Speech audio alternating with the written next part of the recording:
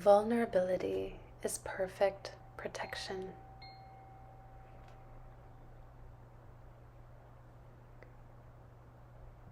The story that comes to mind when I think of this insight that our true strength lies in surrender is the story of Draupadi.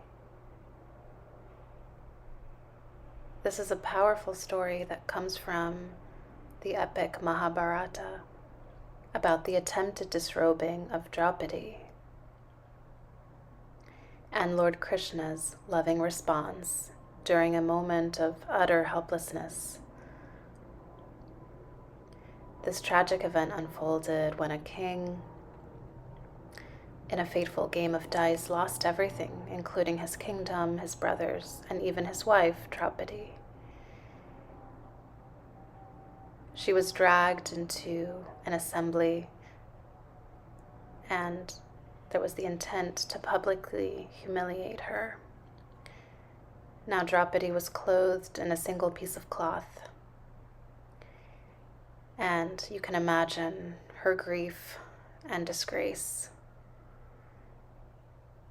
And in the assembly, there was an attempt to strip her of her sari, which is a horrifying act of dishonor for any woman, especially in Vedic culture. Initially, Draupadi tried to protect herself by holding on to her sari, clutching tightly. And desperate, she looked to the elders in the assembly, to the men for help, but they remained silent. Her moment of deepest vulnerability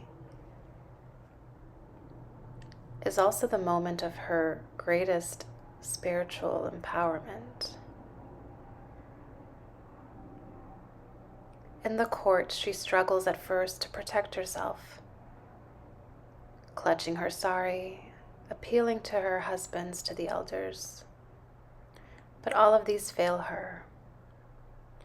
And it is only when she releases that last thread of self-reliance and raises both arms in complete surrender to Lord Krishna, calling out with full faith and desperation, that the miracle happens. Her sari becomes endless and her dignity is preserved, not by force or by others' doing, but by grace. This story highlights that true vulnerability, when we stand naked in our need, not hiding or defending, is not weakness. It's a portal to divine protection.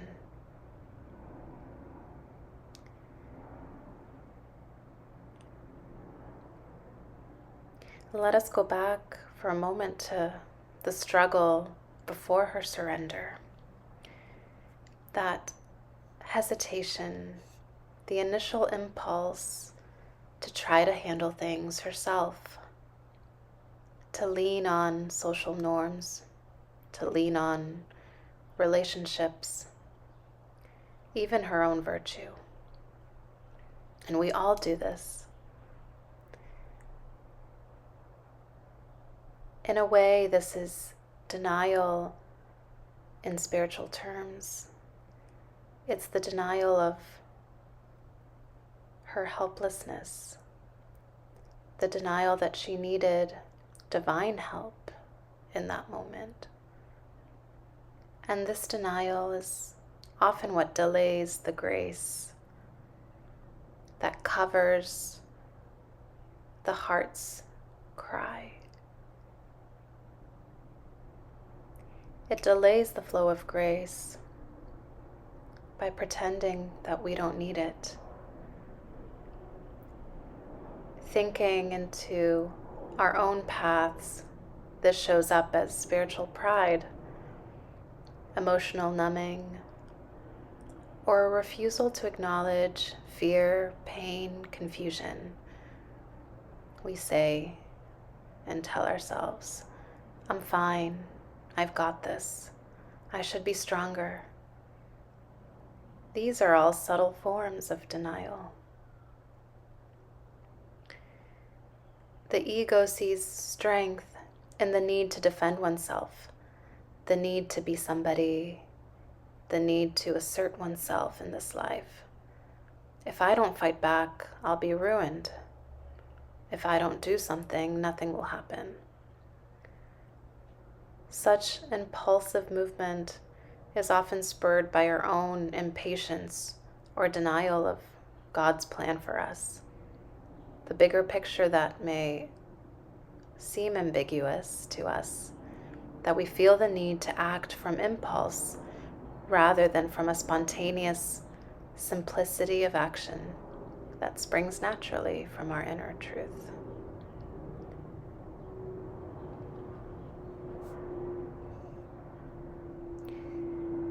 When Draupadi finally surrenders, it is not because she is weak. It's because she finally realizes where true safety lies. And Lord Krishna responds, because he always does.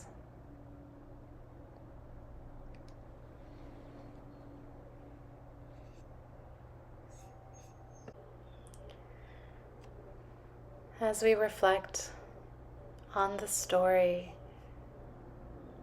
on the themes and messages that are contained,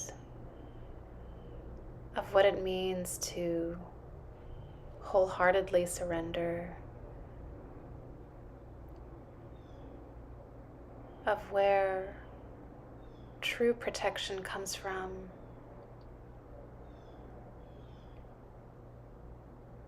where true safety can be felt, and feel the support beneath you, around you. Allow your breath to soften and become effortless.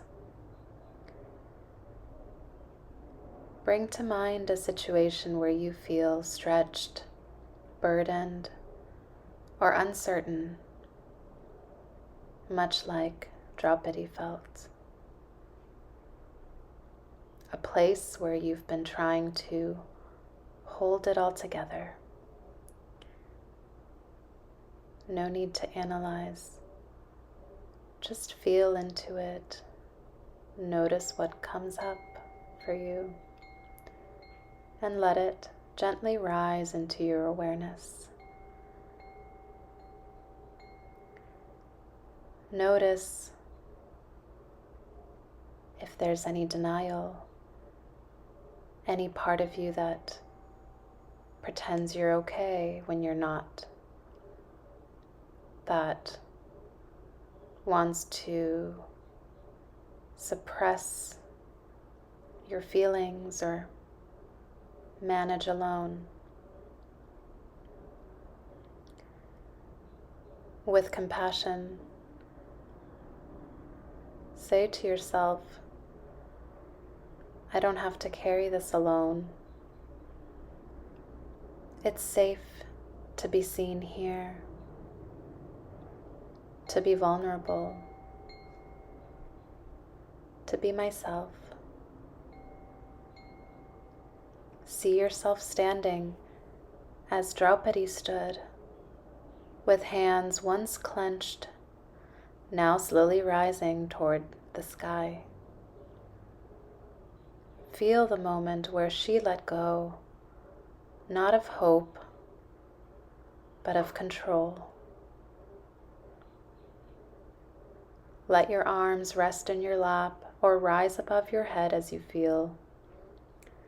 Call inwardly, gently, sincerely, on the divine, in any form you love.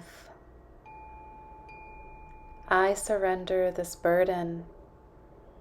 I surrender this moment. Please come stand with me. Let yourself feel what it's like to be met to be wrapped in an unseen embrace, to be clothed by grace where once you felt exposed. Breathe. Let this feeling soak into you. In my vulnerability, I am most protected. When I call with my whole heart, I am never alone. Now, align with your higher purpose, crystal clear to you in this present moment. This is your inner resource, the light that dispels darkness, that helps you dissolve and clear the barriers of denial, worries, impulsivity.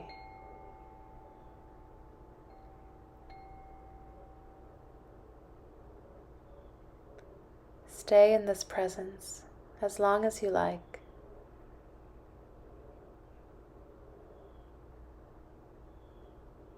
When ready, place your hands over your heart,